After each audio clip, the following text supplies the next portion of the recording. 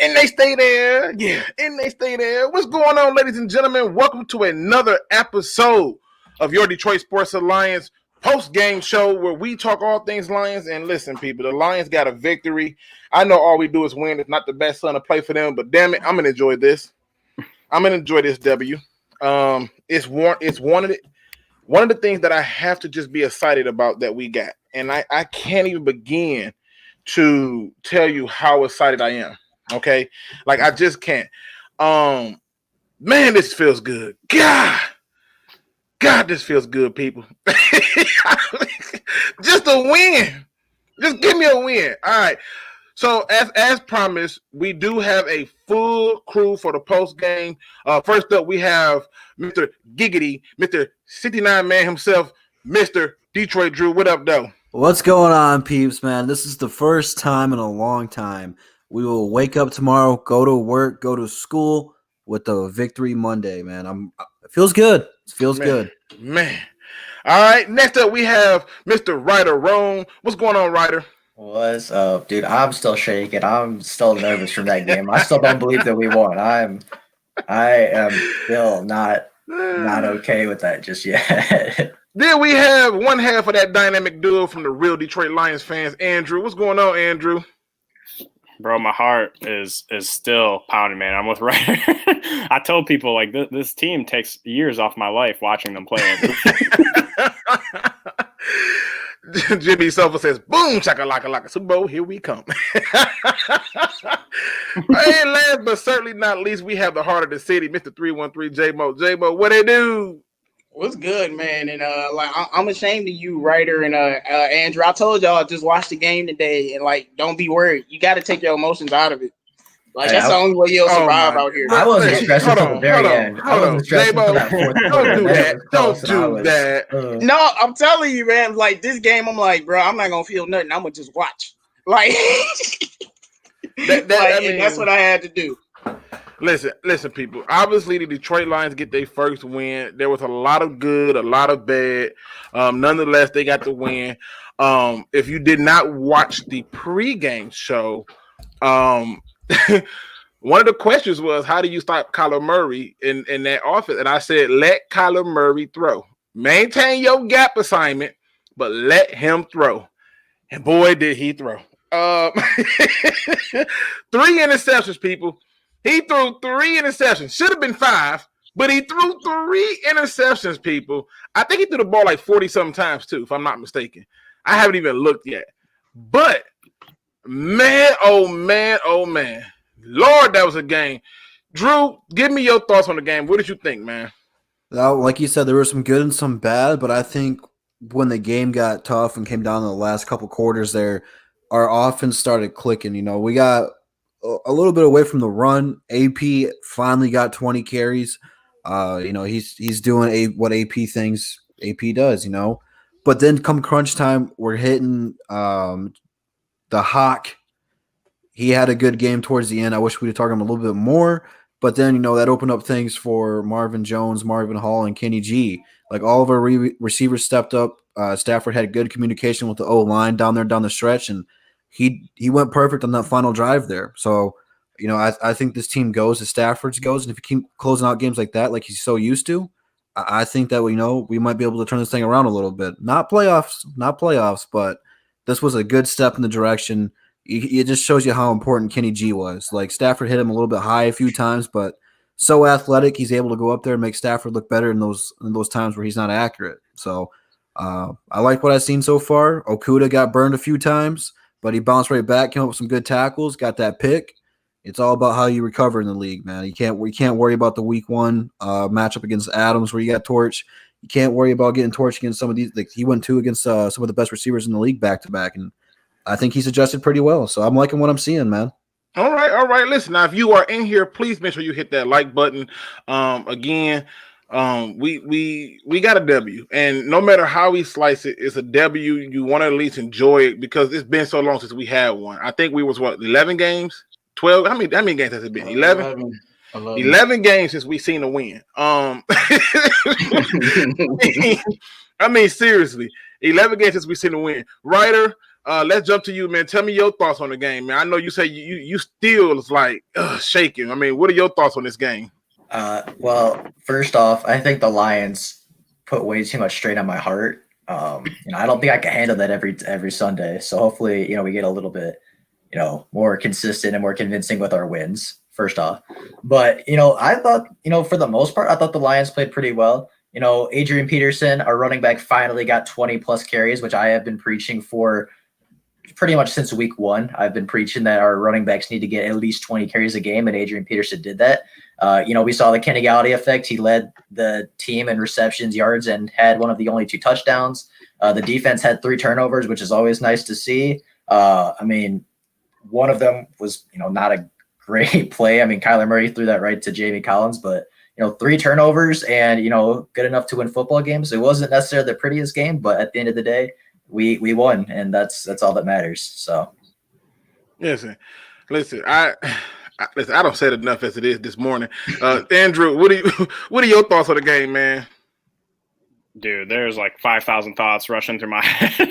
I mean, I'm super happy we won. Obviously, the end result is what matters, but we have a lot to improve upon. Like we had a lot of mental errors, a lot of errors in general. But overall, there was some pros too. When we threw the ball to Hawk was killing it. Galladay had a pretty good game. Our defense, they came up with turnovers, which never freaking happens. I feel like literally since I've been alive, I don't think I've ever seen the Lions have 3 interceptions in a game. So there was pros and cons to each quarter, each phase of the ball. So it's nice to see we got a dub though, man. 11 games stretch with all nothing but losses is kind of tough. All right, J-Mo, what are your thoughts on the game? Bravo Mo, he's a new Lions fan. Shout out to him. He be on Above the Rim. And he was like, I just feel like the Lions defense going to play harder today because they know the season going to be over. And I think that's what happened. A lot of people think I'm going to give Stafford credit for this win. I'm not.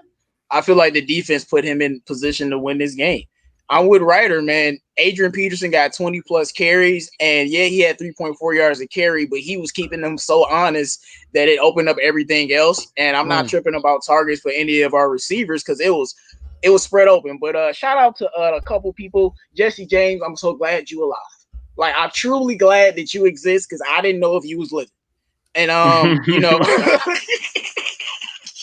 like for real, man. And like I definitely got to give a shout out to him. And I thought that Matt Patricia did something smart. Tracy Walker was actually out there and he led the team in tackles today. Surprising. Yeah, Jeff Okudah, he definitely got torched a lot. But when you come back and win that pick and get that pick, that shows what you had. And like JGB says, me and him picked him in the Pick'em League because I just felt like we was gonna win today. I just felt like we was gonna win today because the defense was gonna show up. But y'all gonna toot your horn on that pick? I give y'all that. I got to because nobody picked it but us. And like my thing is with this team is Stafford got to get his shit together. Like, bruh, if you didn't come through on that last drive, this whole stream would probably be about you. Like, let's be real. Like, he got to get it together. But that's why you take the ball out of his hands, like we've been preaching, and have the right play caller. I felt on the last 2 drives of the game, of the first half and the second half. The second half, Stafford came through, Bevel came through, they scored a touchdown. This half, Stafford came through, Bevel came through, receivers caught the ball.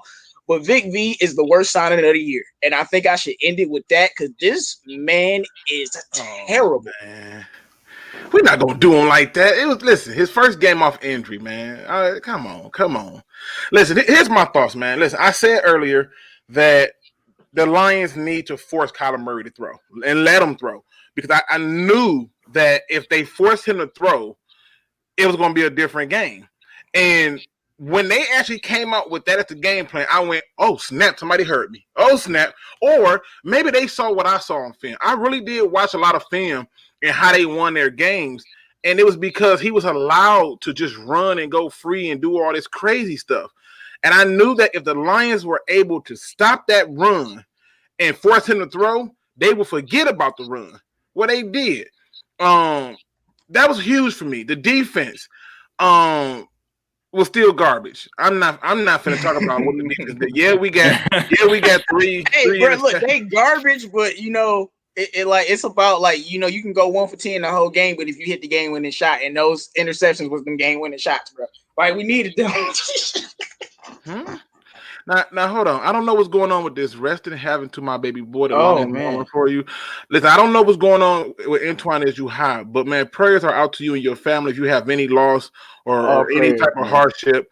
I just, you know, just because I don't know what's going on, I still want to, you know, show you how much that you are appreciated and that you are loved. We're gonna do a quick moment of silence. I don't want to hear anything, no beepers, no nothing. Just a quick moment of silence for him, to let him know that he got people who care about him, and just to kind of send some love and some energy to his family. So just a moment.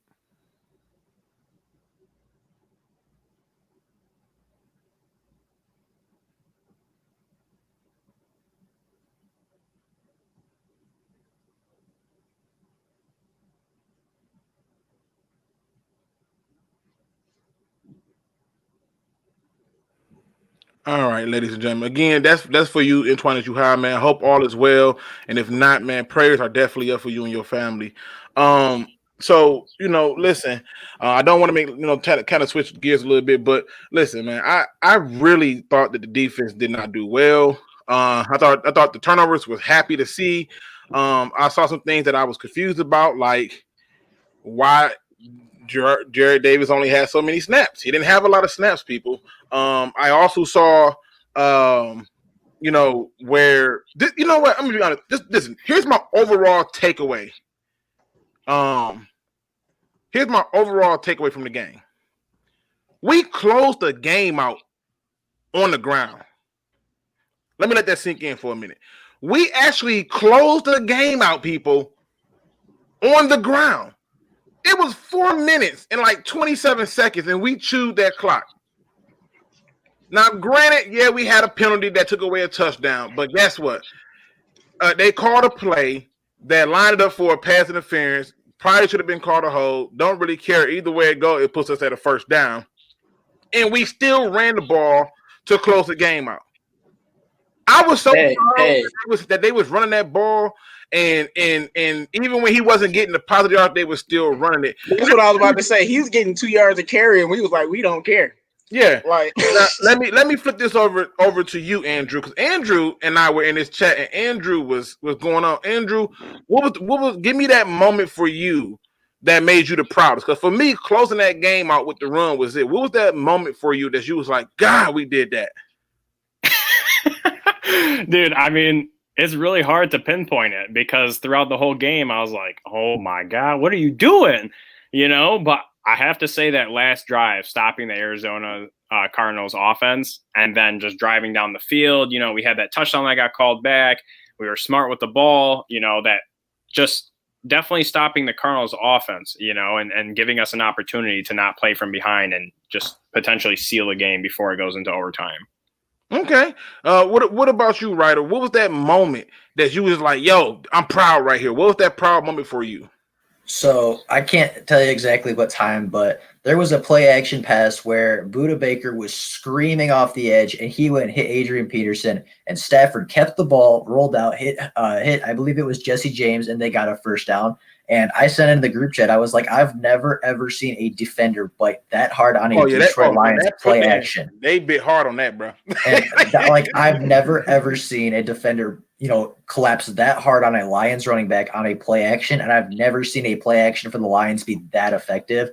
And for me, that was the moment that I was like, you know, they've established the run. The Cardinals are scared of it. The NFL is scared of it. Now we can work off that and open up so much more in this offense. Listen, I'm surprised that somebody didn't point out something else that I noticed in the game, but maybe Drew or J-Mo pointed out. Drew, what was that moment that you was like you just had that proud moment, like, I can't believe this happened? Probably around 10 a.m. this morning. I got an Amazon package, and it turned out to be my Adrian Peterson jersey, so that was a good way to start the game out. Leave it to Drew to come in with something comical. Okay, all right. Congratulations on you getting your jersey. And then right around the third quarter, maybe halftime, fifth Drew Weiser went down smoothly, so I was pretty proud of that as well. But then that whole last drive, in all seriousness, was perfect. Milk the clock. You weren't rushing. You weren't calling timeouts. You made Arizona waste their second timeout. Then you just continued to march down slowly but surely, milked every second you possibly could off the clock. You even changed field position so Prater would have a more clean look at the field goal. And, once you put Prater in that situation, it's barbecue chicken. He ain't missing that one. So just the whole offensive execution was perfect. Absolutely. It's funny, man, because ain't nobody still said it's two moments in this game that nobody said yet. But I'm gonna see. J-Mo might be the one to see. I'm pretty sure. And Antoine, man, all love to you and yours, man. Yeah, I absolutely appreciate that, man. For real, man. I'm guarantee you I'm not gonna say it because I'm gonna say what I said last time because I thought the two most important drives of this game was at the end of the half where Arizona had the momentum and at the end of this game. So I'm gonna go at the end of the second half when we scored that touchdown. If we don't score like that, we will be down 14-10. And I think that whole drive Stafford was 5 of 5. And then they tried to, steal away Kenny Golladay touchdown. It gave me a flashback to the Kansas City game where they took away his touchdown that he had.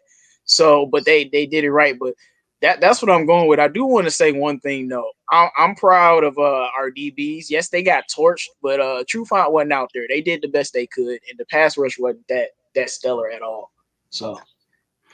Okay, so nobody pointed this out. And I didn't say it because I thought everybody would point it out. The punts, the special teams. I mean, God, how many times did we pin them on like they're 7 and under? Like, nobody brought this, man. The special teams was sick. You hear me?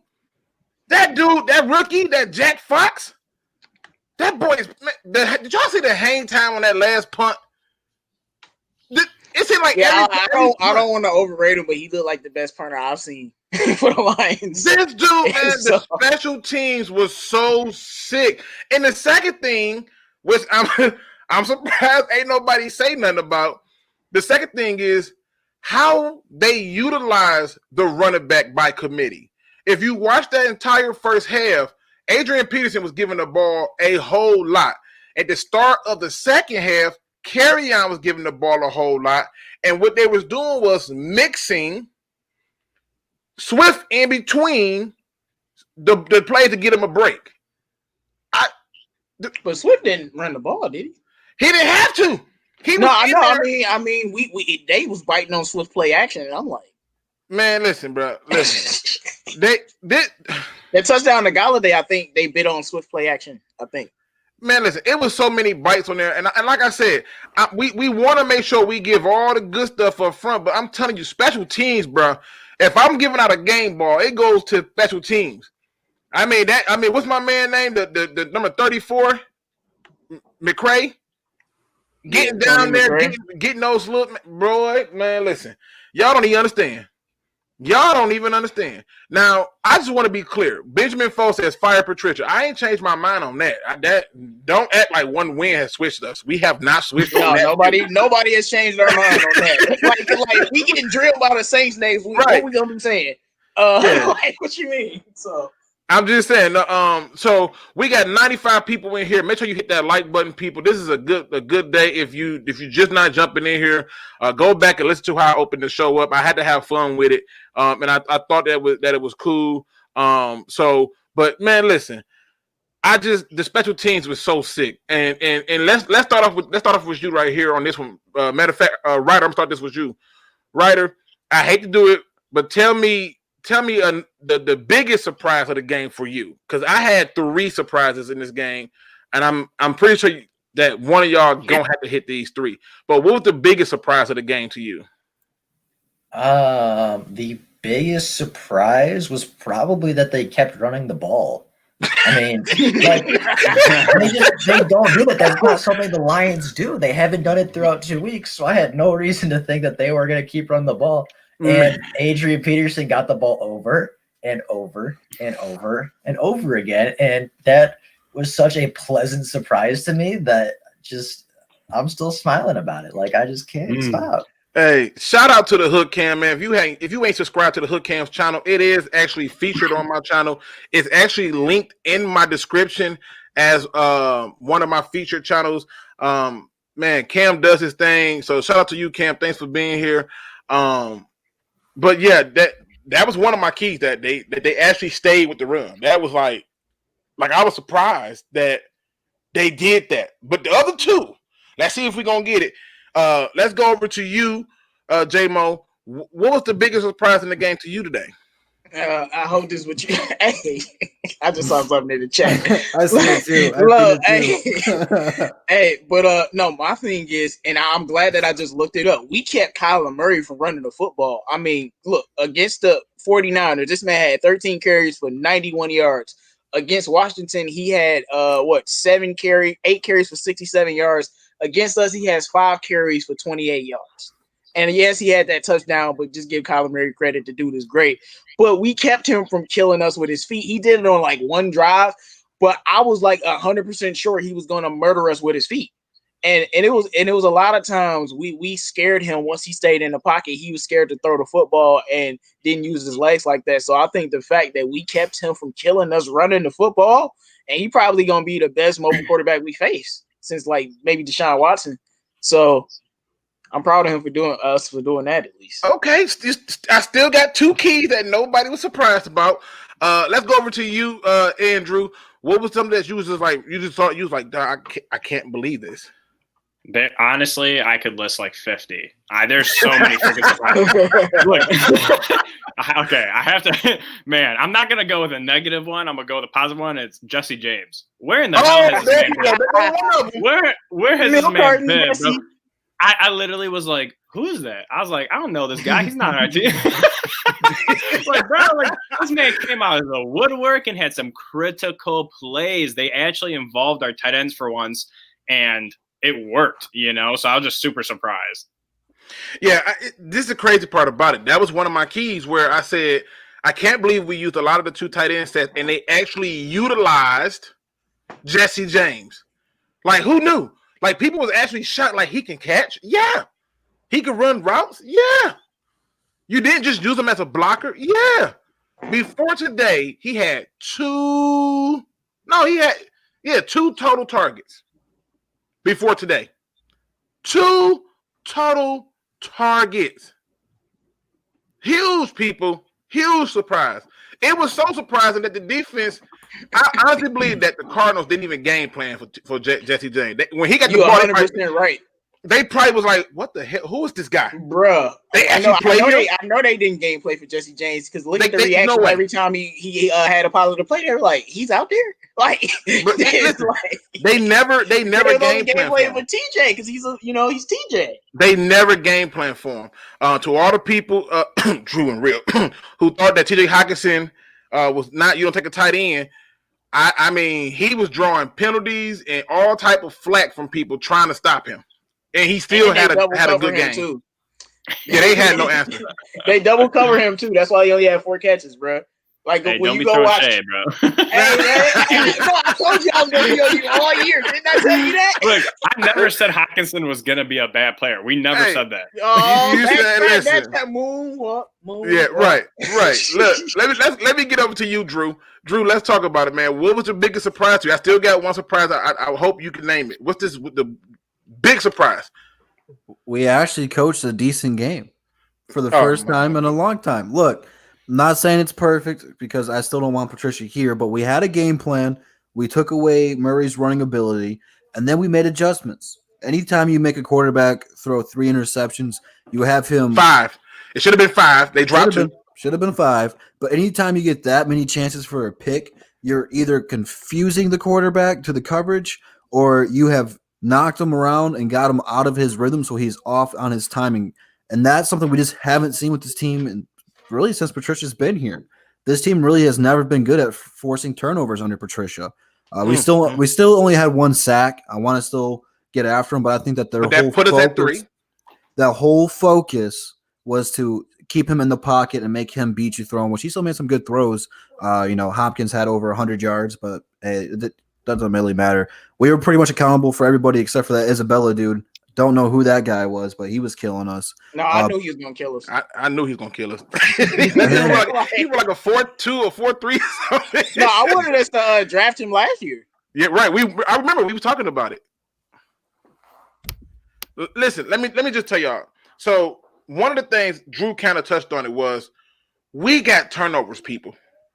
We got turnovers. We won the turnover battle.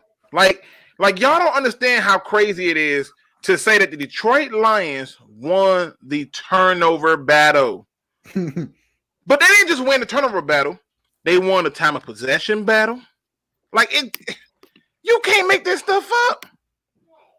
We was doing things that was not normal. Yes, we only had 90 yards rushing. All right, we only had 90, but they was committed to it. This is like I've been saying this for the longest. I say I don't care if you get a negative yard. You have to have a mindset to run the ball. All right, you gotta have a mindset, and if you don't come out with that mindset, it's not gonna work. Earlier this morning, I flat out said we gotta let them throw. They made them throw. I said the defense gotta keep their gaps. They capped their gaps. I'd be damned. Right? I said okay, the defense gonna have to get pressure on the quarterback. There wasn't always times that they got pressure on them, but there was times where let me reverse it. We rushed 3 very few times, and there was a few times where I noticed, which I argued that we got to get away from man, where they played zone. I was like, oh my God, they playing zone? They actually playing some zone in the building?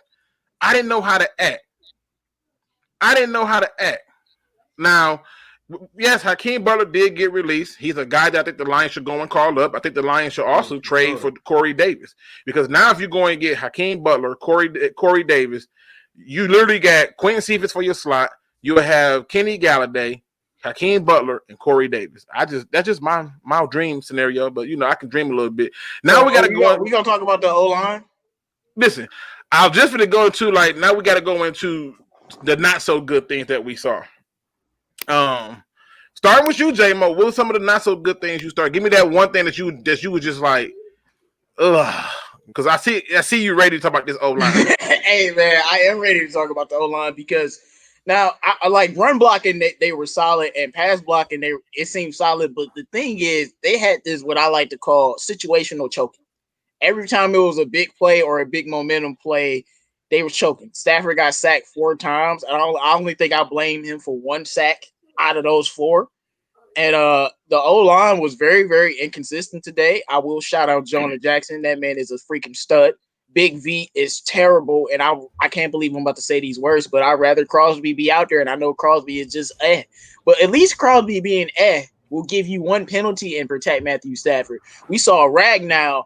What the hell are you doing, bro? You're a freaking stud. How do you let Stafford get tackled and miss the assignment, bro? Like, you're the best O-lineman on the team, yo. What are you doing? That's on him.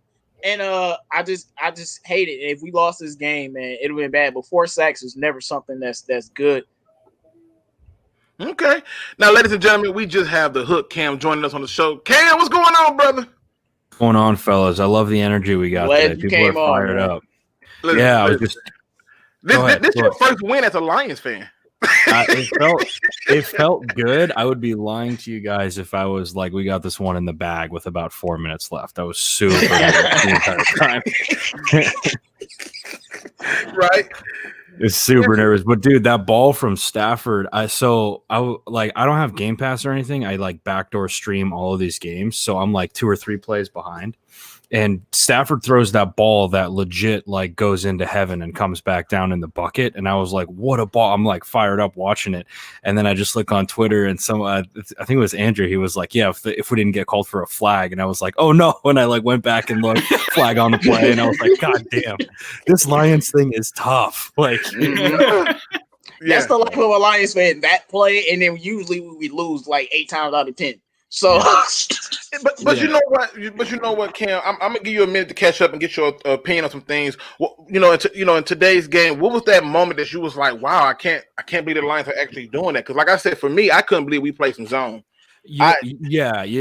Playing zone, I think, is huge for it. Okuda like had now again, we have to remember like when we're talking and breaking down this game, and I've heard you guys mention it a couple times. Yeah, we got torched. Like you guys are playing Cliff Kingsbury, Kyler Murray, like this offense, like it's like playing against is Seattle. Like you're going to get torched. It really doesn't matter who they play. They're going to torch you. You just have to like literally try and limit it. But the big things that stuck out to me was just I don't want to say ability to run the ball at will. I thought that their offensive play calling was very good today. Not necessarily the entire game. So obviously they had some lapses, but when it like really mattered, like end of half, end of game, their play calling was very good. And that's really, really positive to build on. Yeah. I mean, listen, I couldn't believe that they did what I thought needed to be done to win the game. I just, I was like, we actually played zone. That was huge. We committed to the run.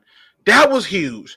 Like, he actually managed the clock. Did y'all see him call the timeout when he was supposed to call the timeouts? And yeah. Like, what was happening today? I'm like, they gotta force Kyler Murray. I'm telling you, man. Big Sheila walked up, put her heels on her desk, and was like, "If AP don't got 20 carries, you ain't here." Listen, shout out to my man SpeakEZ Sports, man. He got a YouTube channel, so please make sure you go over there and check him out. He is. I find him so freaking hilarious. I think he's funny as hell. He. The way he go about doing his business with sports, and he loves him some MMA. So if you huge into MMA and all the like UFCs and all that stuff, you want to definitely check him out. He get the fighters on there and everything. So make sure you show him some love. Turnovers were key. I'm not going to say turnovers were key because we barely won. So I'm not like that was my take. I was very irritated that we wasn't up 50. I don't know how you get this many turnovers, get in the red zone that many times, have that many times to have good field position, and it takes a field goal to win it. That was my takeaway from it. That falls on Stafford, though. I mean, listen, we're going to get into it. Let's go to you, Drew. What is something that you just went, not this again? Well, for starters, that would be that we only got 45 likes and 80-plus people watching. So if you want to turn that into a oh yeah, hit that like button. Facts. JMO hit this one right on the head. The O-line was playing like dog crap the entire game for the majority of it. It got to the point during that last stretch that one O-lineman was like, "What do you want me to do?" And Stafford had to yell at him, tell him what to do. Like, oh, I thought I was the only one who heard that. Yeah, he was like, "What do you want me to do?" And Stafford's like right there in his ear, like, "Block that guy." And he's like, "Okay." I was like, did I really just hear our O-lineman speak, bro? Yeah, because he was turned to Stafford. He was talking to Stafford. He was talking to Stafford. No. What O-line was it? Which O-lineman? I think it was right guard. Yeah, Big V. I don't know. It was one. It was one of them on the right side. I know it wasn't the left side. But like when you make a big play, Stafford, like he threw a bomb, hit him right in the hands. Like I understand you want to protect Stafford, but we had him enough time bought where he was already going to be, halfway through his motion. Like there's no need to hold there. But it's tough when you get your quarterback hit so many times. Like you don't want that to happen. So the guys are going to start holding and stuff like that. But missing assignments, like that was so terrible. We left Carey all on an island to block a 400-pound monster, and he just got plowed over. Yeah, like, clearly. Come on, that was a little miscommunication there. That's happened every once in a while. That happens. It's actually hysterical when it gets to film because like there was definitely a miscommunication somewhere. And like the O-line coach is just like, why don't you try blocking the guy, I don't know, right in front of you? Like every time you get it's so funny. They're like, hey, let's get the 400-pounder right in your face. Let's try blocking him next time. I don't see how there could be a lack of communication though, because there's like no fans. Like, how did you not hear your assignment? Like, it's even worse because if you look at Kerryon Johnson on that play, he had that look in his eyes of like, of all the people y'all had to do this. Do y'all think the inconsistency is because our O-line is in flux right now? No, you know what? I'm gonna be honest with you. I listen, like Cam brought this up in terms of talking about the play caller. I thought the play, but he said it that it wasn't always good, but at certain points it was. I thought the play caller early on was hot garbage, and I was irritated as hell. And I think that's what you saw because he was trying to do this moving pocket thing, and I'm like, listen, that's not us. We ain't got that quarterback yet. We ain't got time to be doing this moving pocket stuff. We got to do something a little bit different. But I think that's what it was. It's just the way he was calling the plays, like the the unbalanced offense where he was trying to run into the unbalanced side. I thought that some of the plays that we would have had would have been more yards if AP wasn't dancing. You know, he danced a little bit too much. He got a little too much happy feet in the backfield every once in a while. Yeah, like just run. They didn't want to tackle him. Yeah, they didn't want to tackle him. So, you know, I mean, it's crazy. It's absolutely crazy. I saw that Tim said 10 points off turnovers is pretty good. That's terrible. You need more than that. You need more than that. We had 3 turnovers and I forgot how many sacks or whatever it was, but I don't think we had a sack. Did we? We did have a sack. Did we? Yeah, there were a couple. Yeah. I was just looking at the stats. Yeah, there was. Oh, okay. I didn't even know we should have had a safety though. Yeah, why you think I thought it last? These Okoro brothers are not being able to finish tackles, dog. Bruh. Yeah, this wrap-up game. Okay, listen, can I just point something out real quick? We got 91 in the chat. Can we get those likes up? And the thing that I really want to point out is this. Am I the only one who thought that juke by Kyler Murray on Okudah was the weakest juke I ever seen and it still worked? Like, bro, just freaking keep your feet. What are you doing? He's got to be so nervous trying to tackle Kyler Murray, though. I would be. But if he just keeps his feet, he could push him out of bounds at best. I'm also not a D1 corner, so I'm not a D1 corner. Bro, we ain't football players. We ain't football players. We don't know what it's like to cover Kyler Murray. But if Kyler Murray is right in front of you, you should have confidence. It's not like Lamar Jackson to where if he right in front of you, you might as well not even be there. Yeah, you got to break down. So you got to break down, but you can't be flat foot. Ryder, let me ask you, man. What is that? What is something that you saw that you was like a little bit disgusted with when it came to this game? Matthew Stafford just isn't the same quarterback. Like, I'm not going to say he played horrible because, like, he definitely had his moments where, you know, he had some good throws. He obviously on the last drive was, you know, pretty flawless and took the Lions down to the win. But, like, Matthew Stafford in all 3 games this year has had just not every throw, but has just had these throws where, like, he airmails it. It's a little over. It's a little overthrown. It's a little underthrown. And I just feel like Stafford this year just can't get on the same page as the receivers. Like he's just missing throws, not all the time. It's not even like it's a consistent thing, but it's like when he's in the end zone, when he's throwing to the corner of the end zone, like when it's allowed to be a big play, when it's almost there, like Stafford just is missing it by like that little bit. And it's I don't know why it is, because I feel like last year he was hitting those passes, but there were 2 today in the end zone where Stafford could have hit a touchdown and he overthrew both of them. We ended up settling for a field goal. So. And there were a number of plays where he, again, for some reason, he's taking the path of most resistance versus least resistance. There's a few plays where Kenny Galladay was wide open and he threw the ball to the guy in tight coverage. I was like, what the hell? I don't get it now. I gotta laugh at this because this is funny. He says the thing that was kind of to him was the artificial noise. I watch football with the volume down, so I don't know. Like I watch with the volume down because I don't want my opinion to be swayed by what I hear. I just want to be able to see the tape, and the tape will tell me what I need to know. Can I say one thing though? Jay White says Stafford went, and he went 5-5 in the second half. He said he went 6-6 the last drive, no picks today. I'll take it. Yeah, we'll take it because we won. But we should have scored 35 today, and it's kind of unacceptable. This guy's way too good to be playing how he's been playing. And when I'm like, Arizona kind of should have beat us, and we kind of lucky. So we got to be hard on him because like he hasn't been good in any of these games. Yeah, I mean, look, look. I'm not a hacker. Says run defense was good. I didn't think it was good. I thought they got away from it because when they first started running the ball, they started going they started having some success with it, and then out of nowhere, they decided to kind of take the playbook of the Packers and go after Okudah. And at first, it was working. He was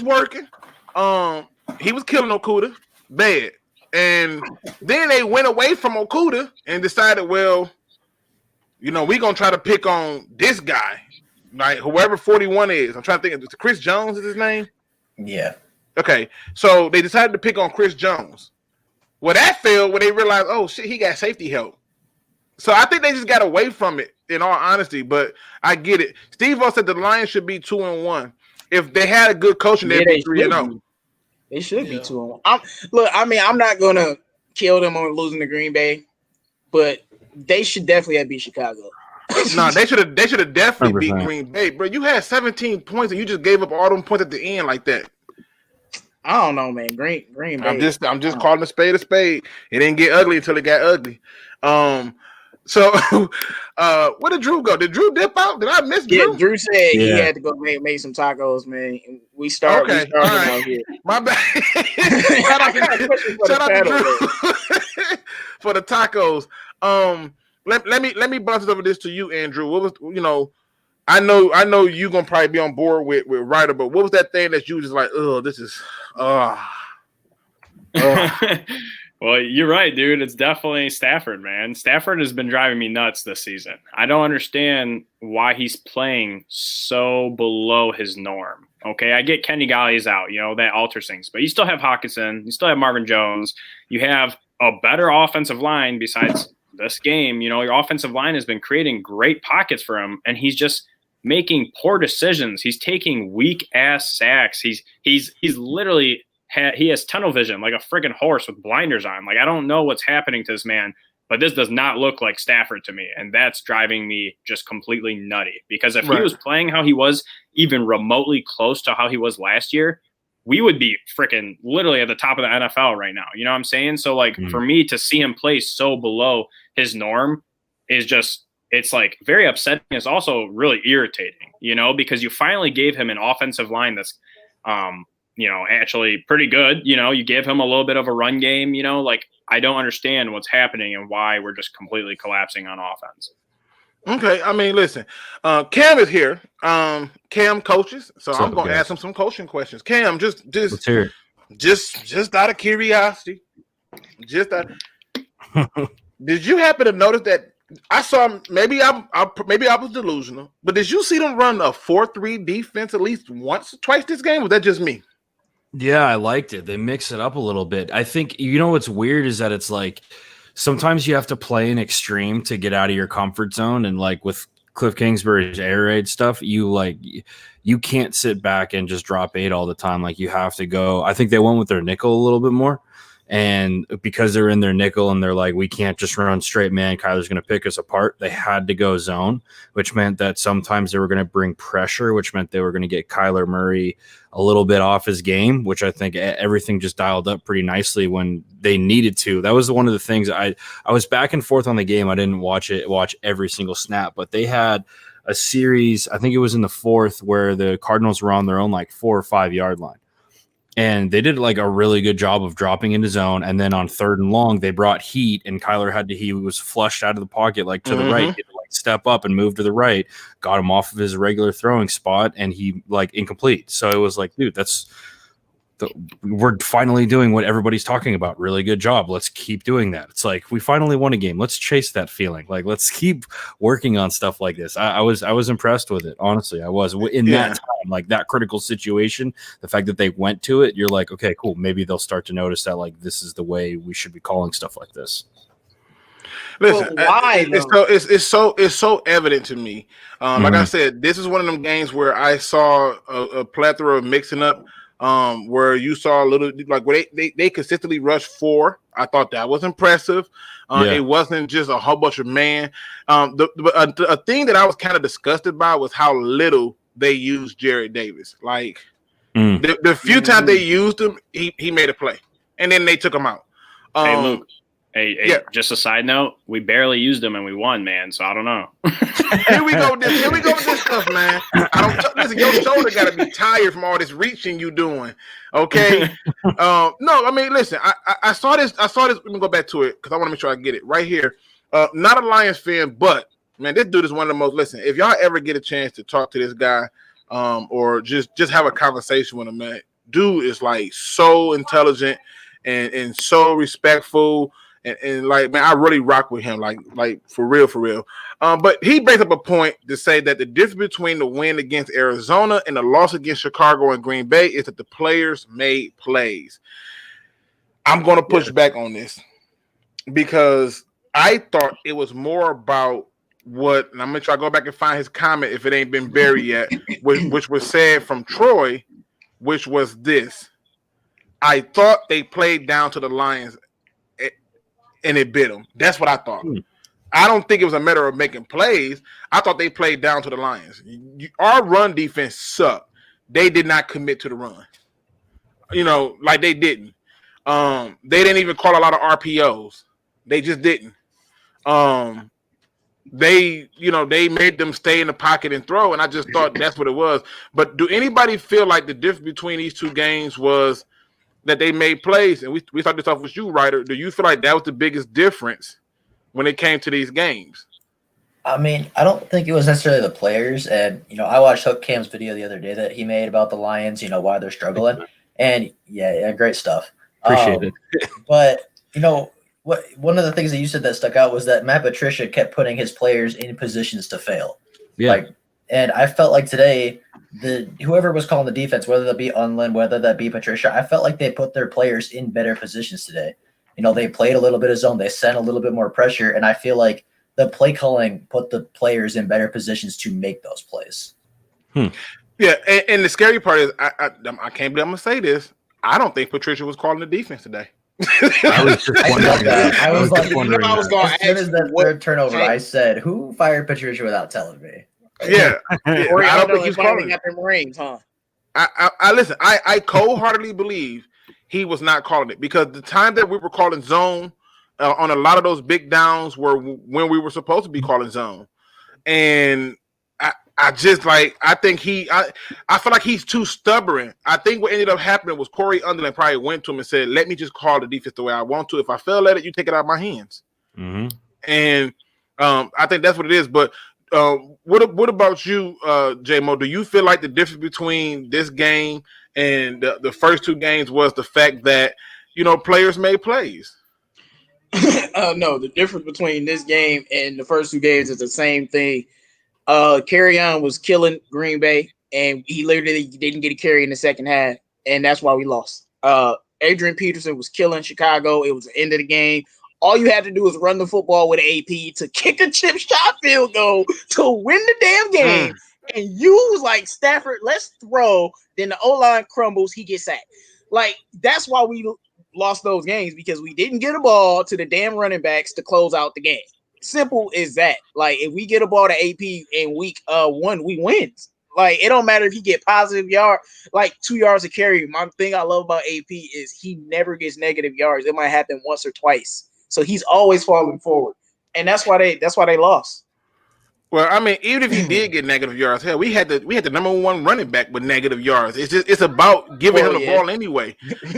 What jumped out to me was this. I just want to show y'all this. So this was the stats at halftime. Okay, at halftime, Matthew Stafford had threw the ball 14 times by half. He was 11 of 14 in passing. Just want y'all to keep that in mind. They ran the ball 15 times. And when it came to plays of 5 yards or less, they picked up those third downs 5 times. 5 for 5. That's huge. That's really huge. The level of discipline to commit to the run today was what we've been waiting for and didn't get. Now, V. Wilson says, what defense the Lions was in when Okudah got the pick? If I remember right, and I don't know, Cam, if you remember or not, I think they were still in man because I just watched that pick. It was definitely man, because he just was, okay. That's what Okudah does well though, and if you watch his college tape, he does.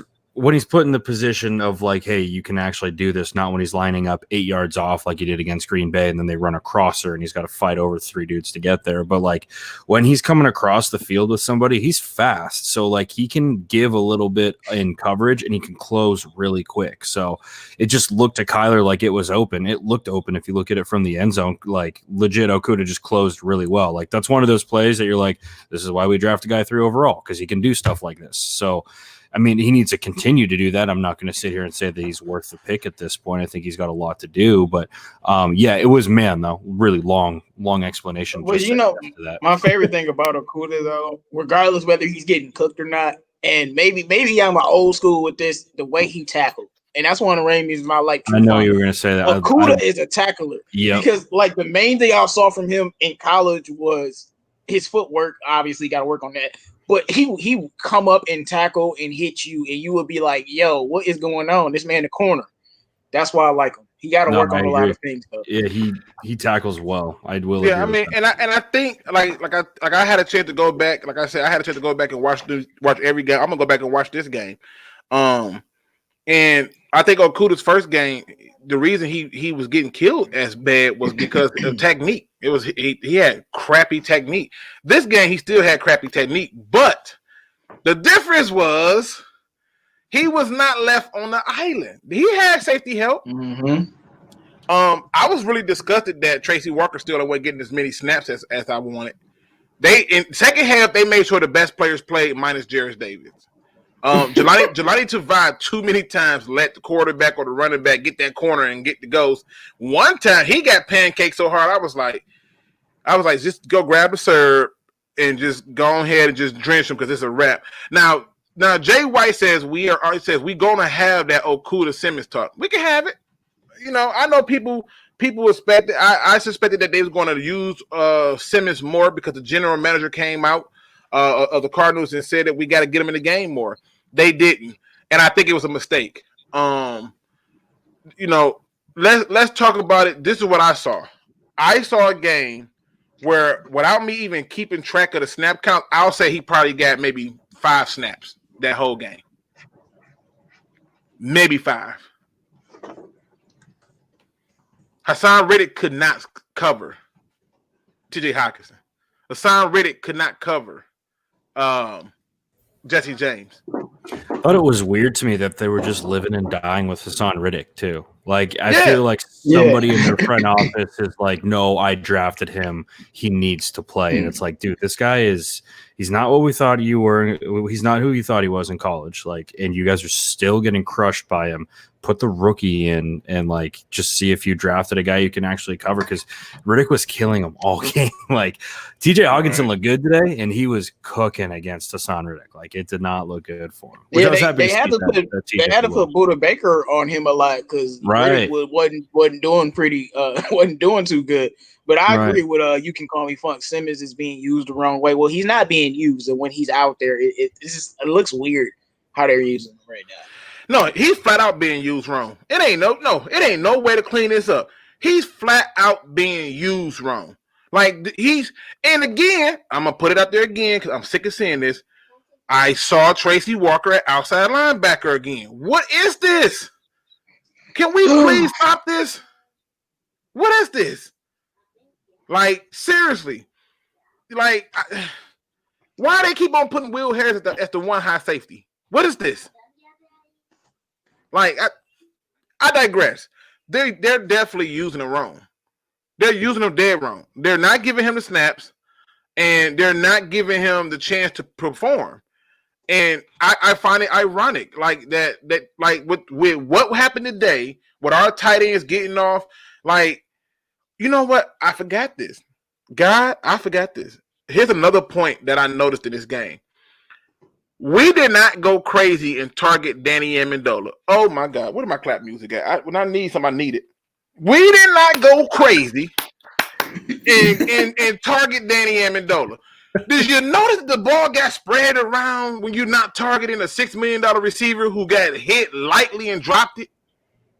But that, like, I want to piggyback off of that. With me and all of you guys, we've been like, well, TJ needs to be like the second guy on the team, or at least Amendola shouldn't be stealing his targets. And it looks like the Lions figured that out too.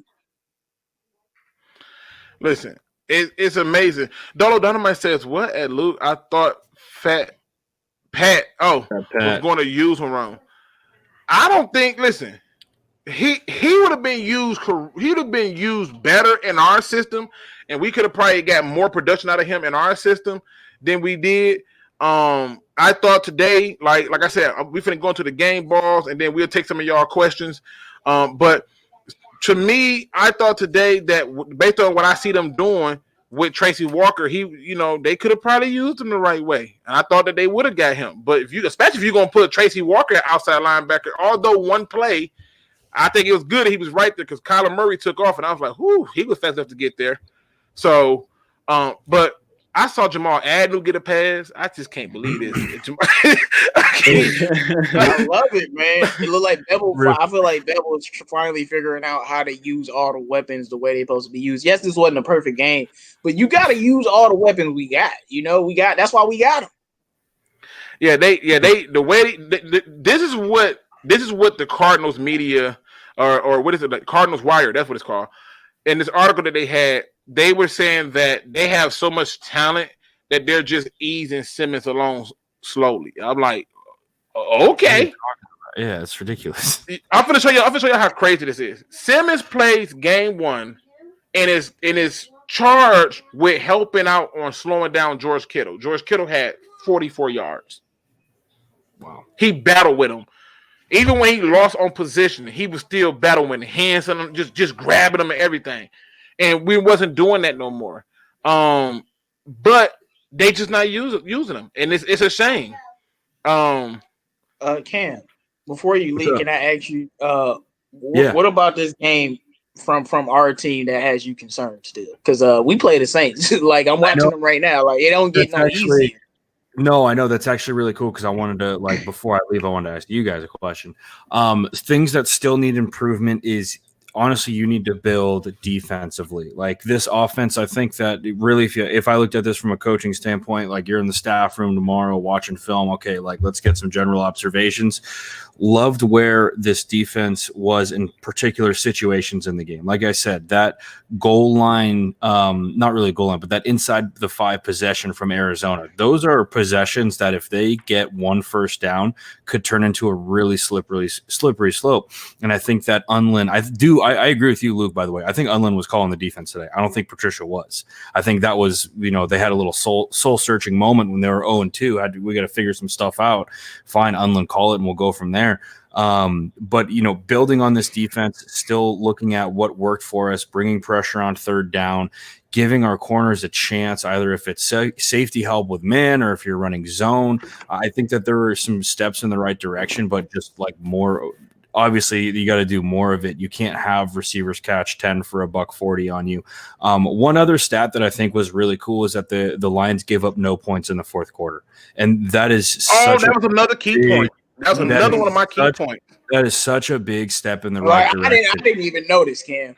Yeah, they gave up. I was just looking at the stats when I was hopping in on this, and I was like, wow, giving up no points in the fourth quarter is a big deal. Even if you're down, a decent. I mean, obviously you don't want to get yourself in such a big hole, but that's a really, really big deal. So everything like that was good. I was going to ask you guys from a Lions fan perspective, how do you feel going into New Orleans next week? What's the feel in the den? Well, no, I'm confident because we always play New Orleans tough. Like the last time we played New Orleans they whooped us, but the score was 50-38.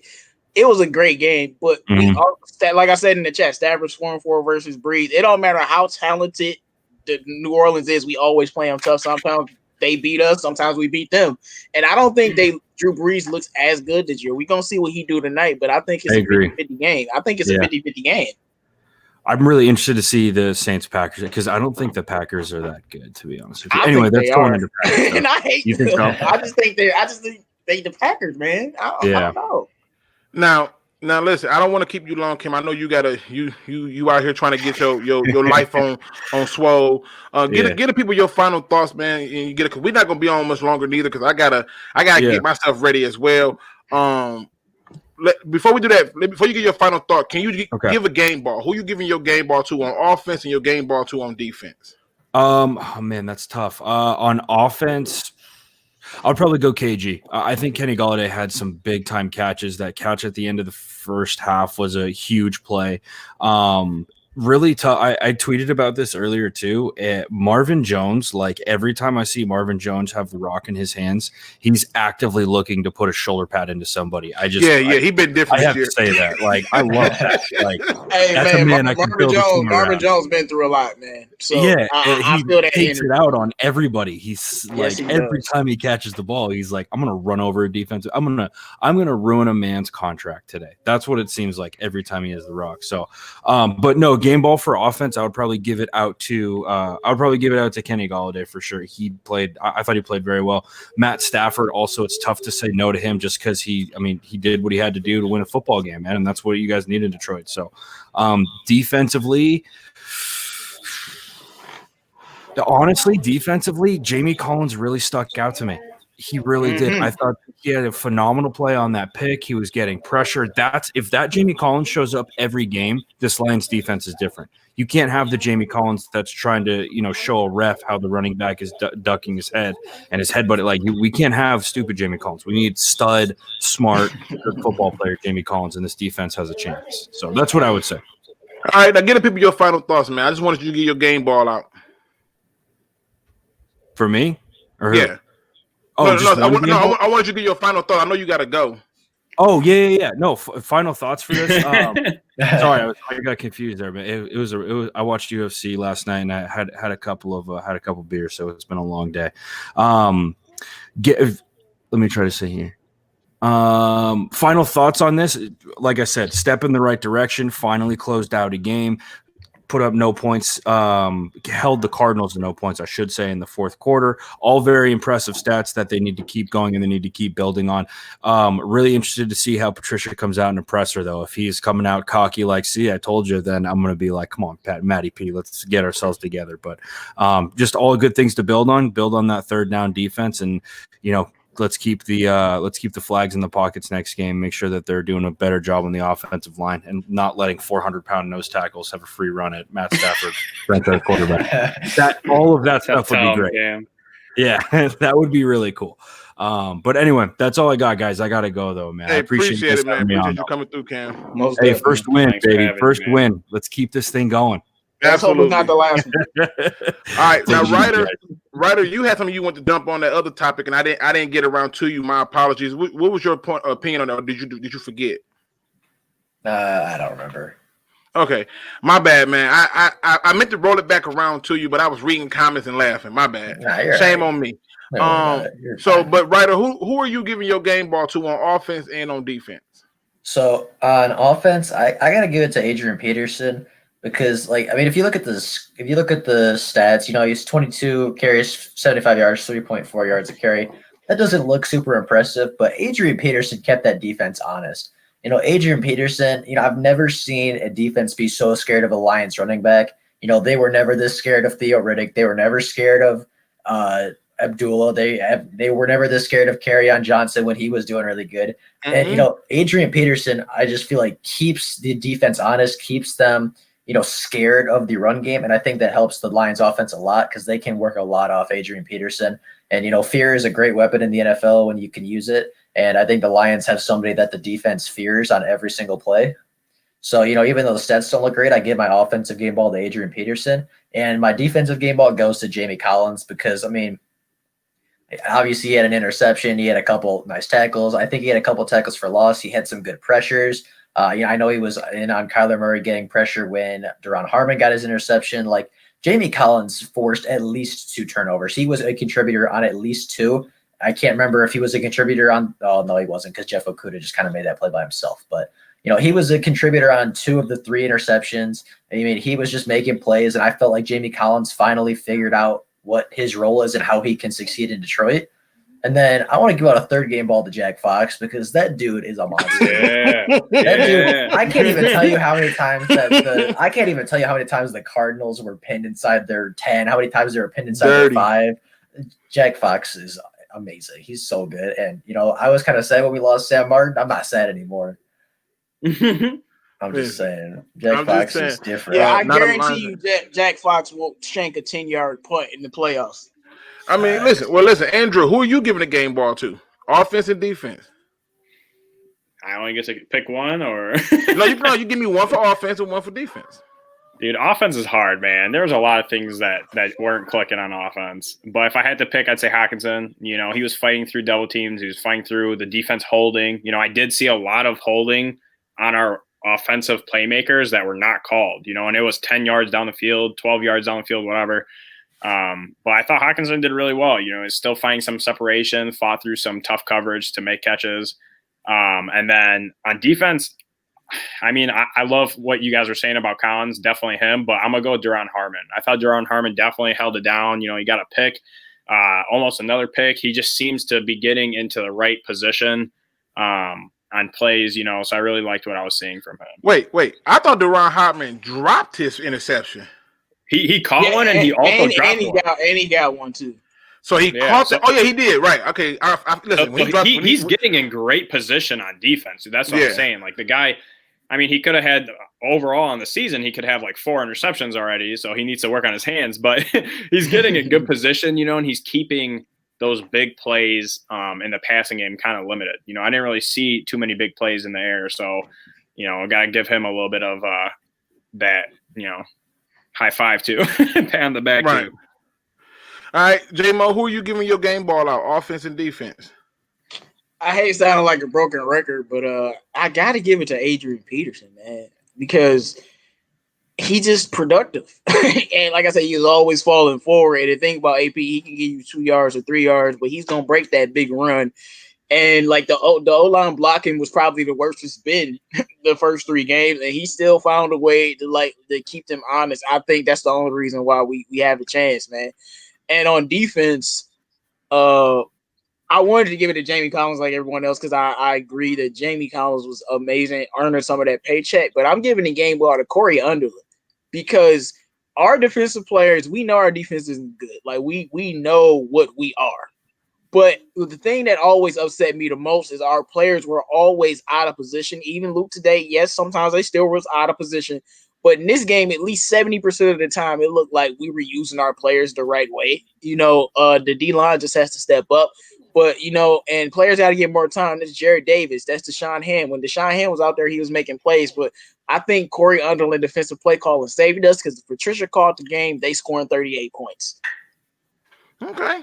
Listen, my offensive game ball went to somebody that I didn't think I was going to do this to, but Jesse James. I knew it. Everything that went his way, he caught, and he was open. and the thing that made it impressive to me was that one touchdown, he just straight carried dude into the end zone. Like, what you talking about? I've been waiting all year for this. I just want to give him some respect and put some respect on his name. On defense, I'm giving my game ball to Jeff Okudah. Yep, he was getting worked. He really was. Hold on. But that thing that J-Mo brought up about the tackling was huge for me. His tackling ability was huge for me. The fact that he took advantage of bad positioning and bad plays and got the interception was huge to me. The fact that he responded this way versus that first game was huge to me.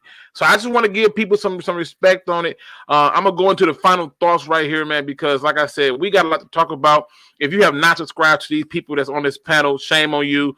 The roundtable will be on Tuesday at 8 p.m. Eastern. You do not want to miss that. We got a lot to cover from this game and for the game going towards the Saints.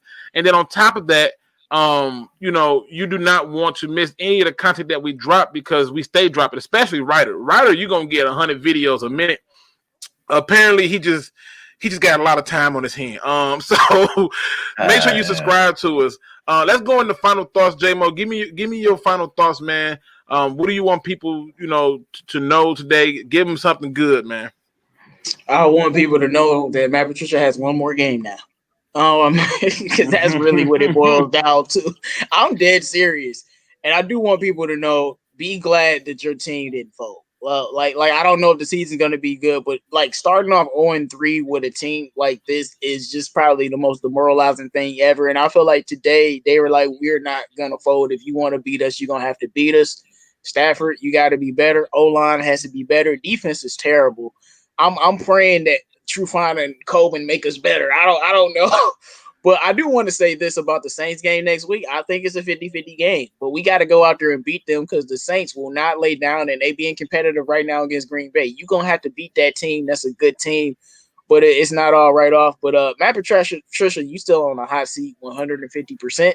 Because it's still firing, bro. It's still firing. You ain't no freedom out here. For real, like 100. I'll take him off the hot seat when we end up 5-2. but I don't think that's gonna happen. But good game. I'm just glad to get a win. I'm glad y'all didn't fold at the end of the game. Daryl Bevel, Stafford, when it was money time, y'all delivered. It is what it is. The Kenny Golladay effect was definitely shown today. We missed that man. Okay. Greg, people say Stafford needs to be better. Yeah, I think through 3 games that it's not been ideal. That's the word I'm gonna use. I had a video made up for the first 2 games and got so mad at how many things I saw that I just didn't make the video. I just stopped. That's how mad I was because he was not playing. Now I gotta add this game onto it, so it's just not gonna be pretty. But I'm gonna probably have to still drop that video. Oh God, I don't want to. Let's go over to you, Ryder, man. What are your final thoughts? Well, first off, I want to take a moment and just reflect on the fact that you said something positive about Jeff Okudah. I want to take a moment and just reflect on that for a moment because you've been pretty hard on Okudah. Listen, I always go by the film. I don't care what the stats is. The stats kind of just, they help a little, but the film tell me what I need to know, and I'm going to give props what props are due. All right. And then I want to give an honorable mention to a player that I thought had a pretty good game. I thought Romeo Okoro had a pretty good game. He had the only sack. He should have had 2. I know people were ripping on him because he didn't wrap up in the end zone, but he did force that incompletion. He did get pressure, so I thought that was a positive. I thought Romeo played pretty good today.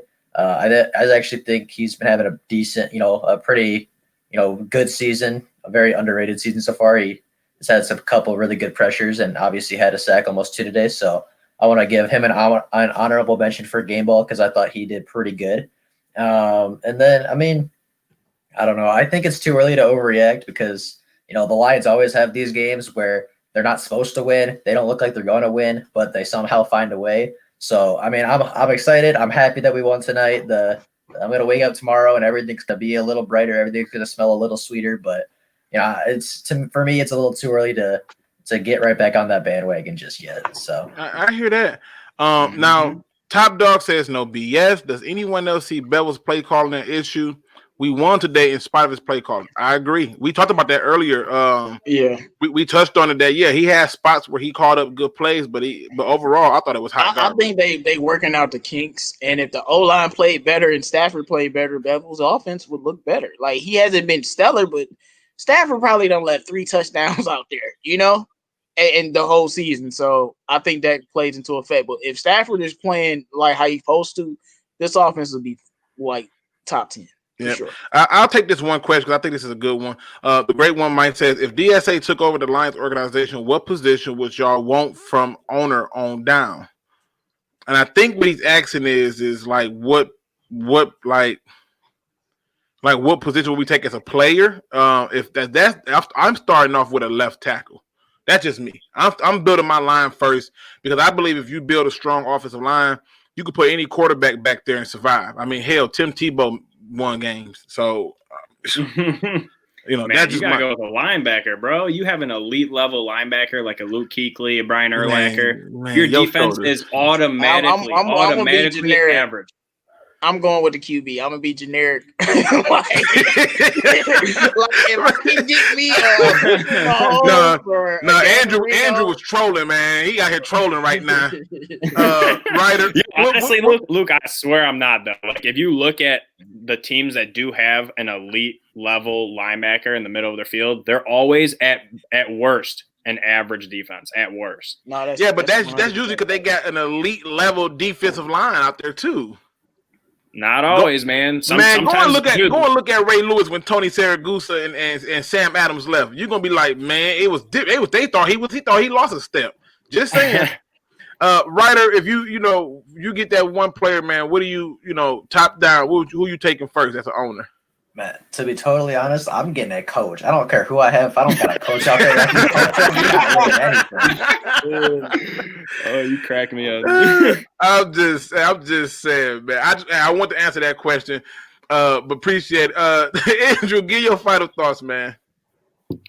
Look, this was a roller coaster. I feel like I was at Cedar Point riding the freaking dragster, just going up real quick, down, and just you don't know what's happening, like it was an exciting game, definitely nerve-wracking, but if we can fix those stupid mistakes that we had against the Cardinals, I have good faith that we can beat the Saints. Because if you polish off those mistakes, then you're winning against the Cardinals by at least a couple touchdowns. We missed a couple dropped interceptions. We had some miscues on offense that could have led to touchdowns instead of field goals. Just a lot of different things, and like Writer said, Jack Fox is killing, man. So that special teams play that's given the defense great field position, and then it's setting up our offense on good field position if our defense can perform. If you can bring all three phases together, like we've seen, I'm a little confident in the team, which is haven't said that in a while, so it'll be good to see. Now put the Kool-Aid down. JGB says he just I'm trying to hit on some of these. I know we're doing final thoughts, but I want to just hit on this. He says, Luke, he's asking out of the DSA who would be head coach, offensive coordinator, defensive coordinator. I would probably take the defensive coordinator position. Yeah, I love me some defense. I want to be OC. Okay, you OC. I don't know who wants to take the head coach spot, but I'll probably take the defensive coordinator spot. Man, I would love being an OC and scouting wide receivers because, as y'all know, I'm never wrong about wide receivers. Check the track record. Oh, I would love it. Check the track record. Let me give my final thought, good people. Again, I thank everybody for coming in here, man. I really do. I appreciate it. We got to win today. This is huge. This is what we want. We want to win. We don't want to take L's. Nobody is happy when we're not winning. So today's positive quote came from a unlikely source. It comes from a guy who may be able to see more than you think. That comes from one Mr. Stevie Wonder. Yep, Mr. Stevie Wonder. He has a beautiful song called Superstition. And in there's a very simple line that says, when you believe in things that you don't understand, superstition will carry you away. In other words, don't believe the hype, people. There's some people out here right now today who's going to doubt you, who's going to challenge your will for your new change or your new growth or your new moment or just challenge your happiness. Don't believe the hype. Don't get caught up in their superstitions. Don't get caught up in their trash and their garbage as you manage to discard yours and toss it out and be free of it. See, it's those type of moments that we have to keep putting into perspective and focus. We don't have the time or the energy to be giving in to those types of rhetoric. You have to find your inner, most beautiful piece of you and understand that all the things you hear on the outside is just simple noise. With that being said, ladies and gentlemen, as always, make sure you hit that like button on your way out. Make sure you subscribe to all the members of the DSA. They are linked in the description. They are all on my featured channel, so there's no way you can miss it. And as always, don't be no chump. Please do your research. We are out.